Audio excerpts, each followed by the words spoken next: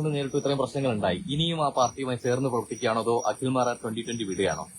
എന്റെ ഭാര്യയെ കുഞ്ചിരുത്തി ഇടിച്ചിട്ട് ഭർത്താവിനെയും ഭാര്യയും കൂടെ ഒന്നിപ്പിക്കുന്ന കണക്ക് ചില ചർച്ചകൾ കുടുംബത്തിൽ നടക്കും. അതുപോലെ ഇപ്പൊ എന്നോട് ചോദ്യം ചോദിച്ചത്.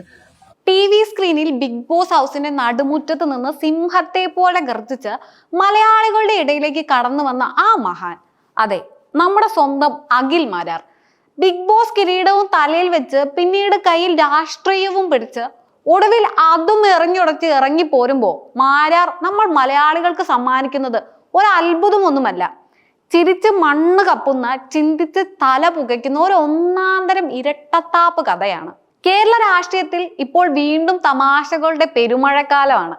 ബിഗ് ബോസ് ഹൗസിൽ നടക്കുന്നത് പ്രേക്ഷകർ കാണുന്നതല്ലെന്നും ചാനലുകാർക്ക് ഇഷ്ടമുള്ളത് മാത്രം എഡിറ്റ് ചെയ്താണ് കാണിക്കുന്നതെന്നും പറഞ്ഞ് അന്ന് വിപ്ലവം നയിച്ച അതേ മാരാർ ഇന്ന് 2020 ചെന്നപ്പോഴും പറയുന്നു, അയ്യോ എനിക്ക് അവിടെയും എഡിറ്റഡ് വേർഷൻ മാത്രമാണ് കിട്ടിയത് എന്ന്.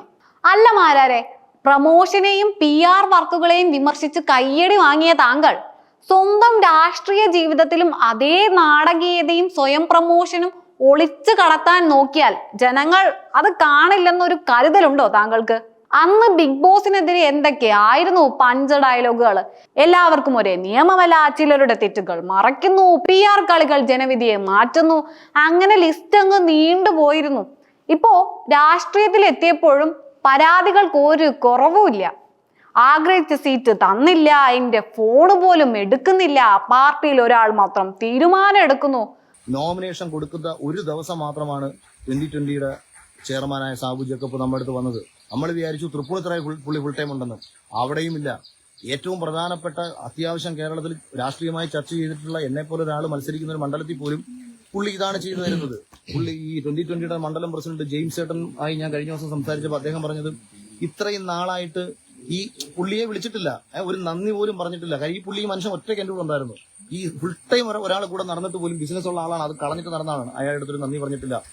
ആഹാ, എന്ത് രസം!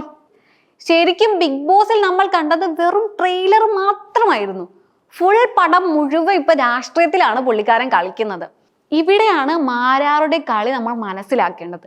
ബിഗ് ബോസിൽ ജയിച്ചപ്പോ ഷോയിലെ സംവിധാനങ്ങളെ എത്ര തള്ളി പറഞ്ഞെങ്കിലും കിരീടവും അതിനൊപ്പം കിട്ടിയ ജനപ്രീതിയും കീശയിലാക്കാൻ പുള്ളിക്കാരന് യാതൊരു മടിയും ഉണ്ടായിരുന്നില്ല.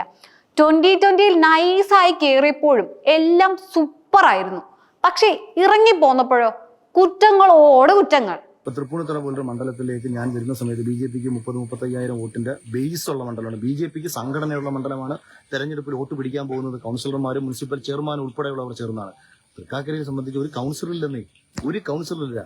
ഈ കൗൺസിലറിൽ നിന്ന് പോട്ടെ, എനിക്ക് തോന്നുന്നു കേരളത്തിലെ ഏതെങ്കിലും ഒരു MPയുടെ സ്ഥാനാർത്ഥി തെരഞ്ഞെടുപ്പ് കമ്മിറ്റി ഓഫീസ് പോലും ഇല്ലാതെ, കേരളത്തിൽ നിങ്ങൾ ശ്രദ്ധിച്ചു വേണം, ഈ സോഷ്യൽ മീഡിയയിൽ ഏറ്റവും കൂടുതൽ നിറഞ്ഞു നിന്ന ഒരാളാണ് ഞാൻ തൃക്കാക്കരയിൽ.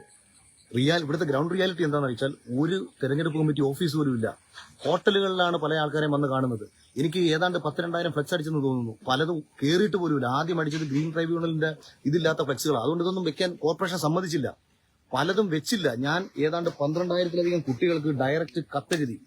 ഇതൊന്നും കറക്റ്റ് സമയത്ത് പോസ്റ്റ് ചെയ്തില്ല. പക്ഷെ പാവങ്ങളെല്ലാം കൂടെ കുറെ സ്ത്രീകളെല്ലാം കൂടെ, എന്റെ വൈഫും കുട്ടികളും അവരുടെ 2020 കുറച്ച് സ്റ്റാഫുകളും എല്ലാവരും കൂടെ ചേർന്നിരുന്നിട്ട് ഈ കത്തെല്ലാം പ്രിപ്പയർ ചെയ്തു. 12,000 കത്തുകൾ എഴുതി പോസ്റ്റ് ചെയ്തു. സമയത്ത് പോസ്റ്റ് ചെയ്തില്ല. ഞാനിത് സ്പീഡ് പോസ്റ്റ് ചെയ്യണമെന്ന് പറഞ്ഞു. ഇലക്ഷൻ കഴിഞ്ഞപ്പോഴത്തേക്ക് പലർക്കും കത്ത് കിട്ടി.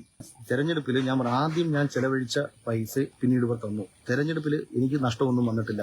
ഞാൻ പറഞ്ഞത് നിങ്ങൾ പറയുന്ന പ്രകാരം ലക്ഷക്കണക്കിന് രൂപ കിട്ടി, കോടിക്കണക്കിന് രൂപ കിട്ടി എന്നുള്ളതല്ല ഞാൻ പറയുന്നത്. ആദ്യം ഇവർ 5 പൈസ പോലും തെരഞ്ഞെടുപ്പിൽ ചെലവഴിക്കാതെ നിന്നപ്പോൾ ഞാൻ ബൈക്ക് വിറ്റ് തെരഞ്ഞെടുപ്പ് പ്രവർത്തനം തുടങ്ങിയിട്ട് ഞാൻ കണക്കെഴുതി കൊടുത്തു. ഇന്ന കാര്യങ്ങൾ നിങ്ങൾ തരണം. ആ എഴുതി കൊടുത്ത കണക്കിനുള്ള പൈസകൾ കിട്ടും. അതായത് കൂടുതലും സോഷ്യൽ മീഡിയ വഴിയുള്ള കണ്ടന്റുകളും മറ്റു കാര്യങ്ങളൊക്കെയാണ്. ഫ്ലെക്സും പോസ്റ്ററും അടിച്ചു. പലതും ഒട്ടിച്ചില്ലെങ്കിലും വെച്ചില്ലെങ്കിലും ഇത് അടിച്ചു. കാര്യം വെക്കാൻ ആളില്ല. BJPയുടെ കുറെ ആൾക്കാർ, കുറച്ച് പേർ കിടന്ന് കഷ്ടപ്പെടുന്നതല്ലാതെ 2020 ഞാനിതെല്ലാം പറയുമ്പോഴും 2020 എന്ന രാഷ്ട്രീയ സംവിധാനത്തിന്റെ കൂടെ ആളില്ല. ഇന്നലകളിൽ ഞാൻ പല സ്ഥലത്ത് പ്രചരണത്തിന് ചെല്ലുമ്പോഴും ഇവരെല്ലാവരും എന്റെ മുഖത്ത് നോക്കി പറയുന്ന ഒരു കാര്യം, ഒറ്റയ്ക്ക് നിന്ന് മത്സരിച്ചായിരുന്നെങ്കിൽ പോലും ഞങ്ങൾ അതിൽ നോട്ട് വന്നേനാണ്. 2020 ഒരു പാർട്ടിയാണോ അതോ സാബുവിന്റെ കമ്പനിയാണോ എന്ന് മാരാർ ചോദിച്ചപ്പോൾ സാബു M ജേക്കബ് തിരിച്ചു കൊടുത്തത് ഒരു ഒന്നൊന്നര മറുപടിയാണ്.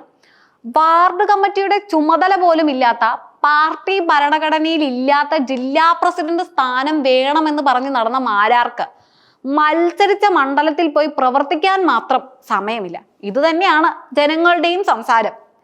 എഡിറ്റിങ്ങിനെയും PR കളികളെയും വിമർശിച്ച മാരാർ ഒടുവിൽ രാഷ്ട്രീയത്തിൽ സ്വന്തം സ്ഥാനമാനങ്ങൾക്ക് വേണ്ടി നിലപാടുകൾ എഡിറ്റ് ചെയ്യുകയും മാധ്യമങ്ങൾക്ക് മുന്നിൽ ബൈക്ക് വിറ്റ കഥയും ഫോൺ കോളിന്റെ കഥയും പറഞ്ഞ് സ്വയം പ്രമോഷൻ നടത്തുന്നതും കണ്ടപ്പോൾ പ്രേക്ഷകർക്ക് ഒരു കാര്യം മനസ്സിലായി.